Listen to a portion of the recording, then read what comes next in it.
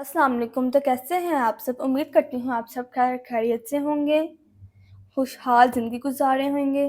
तो वेलकम करते हैं आपका नूरुल ज़ुमान कुकिंग चैनल में। तो आज की हमारी मज़ेदार सी रेसिपी है हरी चटनी होममेड। तो शुरू करते हैं अपने इंग्रेडिएंट्स।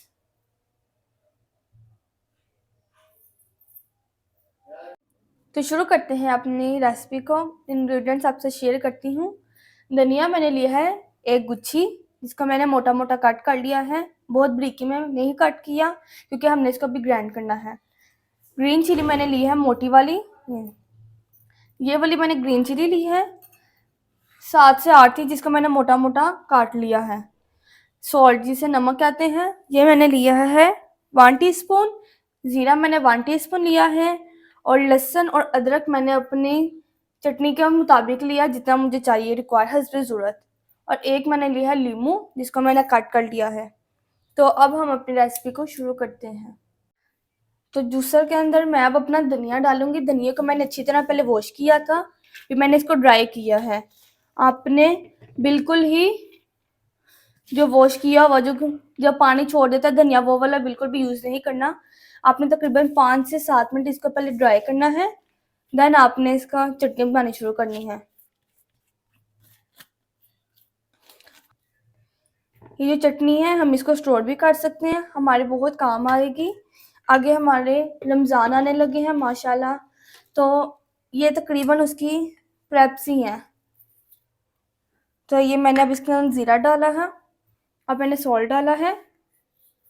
सॉल्ट मैंने हस्बे ज़रूरत लिया है।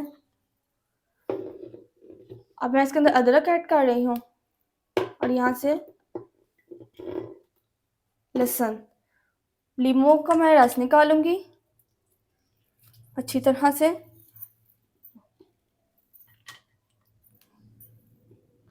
अगर आपके पास लेमन जूस पड़ा हुआ है तो आप वही डाल लें। अगर लेमन नहीं है तो आप इसकी जगह पे सिरका भी ऐड कर सकते हैं।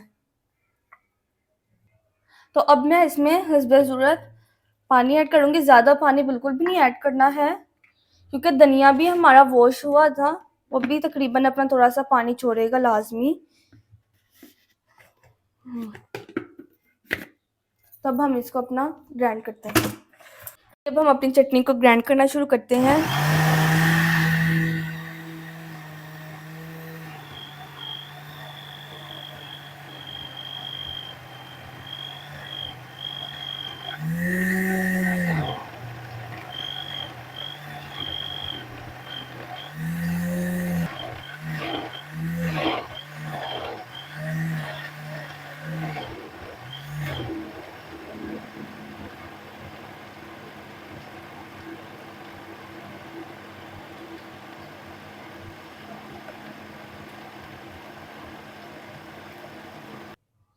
तो अब मैं इसके अंदर 1 टीस्पून क्रीम ऐड करूँगी। क्रीम बहुत अच्छा टेस्ट देती है।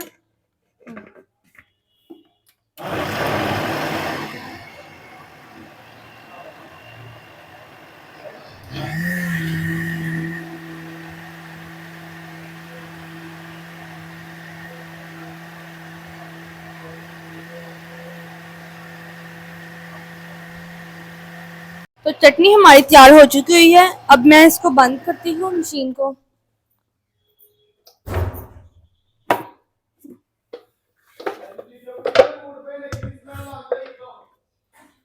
ये देखें माशाल्लाह हमारी कितनी अच्छी चटनी है, देखें रेडी हो गई है।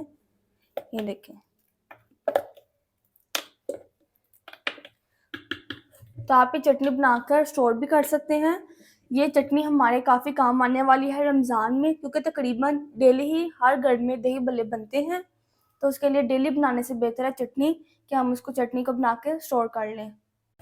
तो ये देखें हमारी चटनी, अब हम इसको स्टोर कर रहे हैं अपनी चटनी को। ये चटनी हमारी ऐसी है कि हम इसका रायता भी बना सकते हैं, एज अ सिंपल सॉस भी यूज़ कर सकते हैं। होममेड हमारी इतनी अच्छी देखें रेसिपी बन गई है हरी चटनी। तो आप इसको अगर फ्रीज़ करना चाहते हैं तो फ्रीज़ कर दें, नहीं तो आप अगर इसको नीचे भी रखेंगे फ्रिज के अंदर तो फिर भी ये ख़राब नहीं होगी। हाँ, और एक ट्रिक आपको लाज़मी बताऊँगी कि आप अगर इसको चटनी बनाने के एज़ तो इस्तेमाल करेंगे, तो जो दही वाला चमचा होगा वो आपने बिल्कुल भी इसके अंदर ऐड नहीं करना है। अगर आप दही वाला जिस स्पून से हम दही मिक्स करते हैं और वही स्पून आप इसके अंदर चटनी के अंदर ऐड कर देंगे, तो इससे ये होगा कि हमारी जो चटनी है वो ख़राब हो सकती है। तब हम इसको अपनी हरी चटनी को स्टोर कर लेंगे। तो अगर आपको हमारी ये रेसिपी पसंद आई हो, तो लाइक, शेयर और कमेंट करना बिल्कुल भी मत भूलिएगा। अब मिलते हैं एक नेक्स्ट वीडियो के साथ। तब तक के लिए आप अब हमें इजाज़त। अल्लाह हाफ़िज़, बाय बाय, टेक केयर।